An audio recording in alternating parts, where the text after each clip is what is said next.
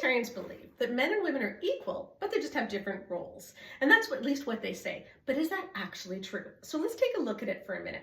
Complementarians believe that men are in authority over women, both in the church and the home. Sometimes labeling one or the other, but in general, both in the church and in the home. And the idea is, of course, we're equal in value, but we have different roles. But if they have different roles, then there should be things that women can do that men can't, and things that men can do that women can't.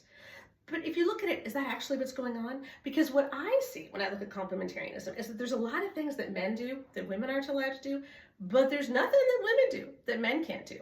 Now you may say, oh, hold on a second, Sheila, because women give birth. Women have babies.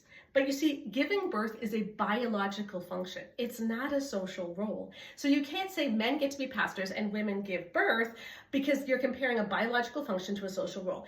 If those were actually comparable, then they would both have to be biological functions, which would mean that men would have to pastor with their penises, which is, quite frankly, horrifying. So you can't compare those two. Instead, when we actually look at this, we see that there's nothing that women do that men aren't allowed to do. There are only things that men do that women aren't allowed to do.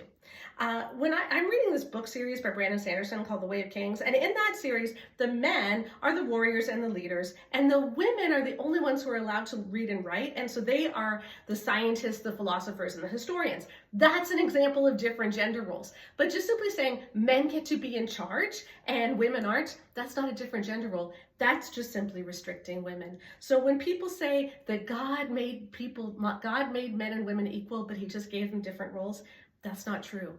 It's not about different roles. Complementarianism is just about restricting women.